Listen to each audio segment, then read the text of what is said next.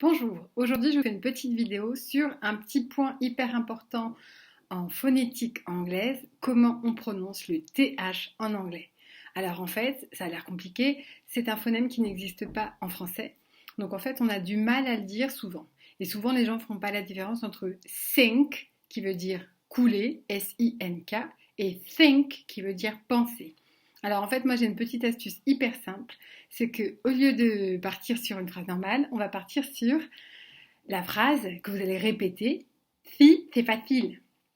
C'est facile. Si, si, c'est facile. Si, si, c'est facile. Il faut vraiment prononcer cette phrase en faisant ça avec votre bouche. C'est pas si, si, c'est facile, c'est si, c'est facile. Si, c'est facile, c'est facile. Si, c'est facile.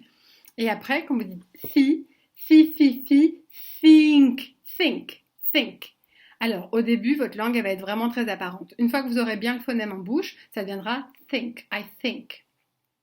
I think that the Titanic will sink. Ok? Donc après, en partant de si c'est facile, on peut faire think. Ok? Ça veut rien dire. Ça, think.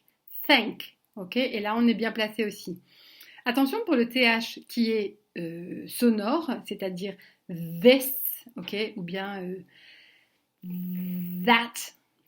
On ira sur Zaza et Zoé sont allés au zoo. C'est-à-dire que c'est la même chose, on parle avec la langue qui sort, d'accord? Donc on garde cette position de la langue. Et au lieu de dire si c'est facile, on va dire Zaza. Donc là c'est un Z exagéré. Donc on va dire that. Zaza et Zoé sont allés au zoo. Ça donne that. Ok? Donc du coup le TH c'est simple, c'est une exagération du saussonnement avec votre langue. Ça donne si, think et Zaza et Zoé, that. Voilà, c'est la petite astuce du jour pour pouvoir prononcer le TH en anglais de manière anglophone et pas de manière française.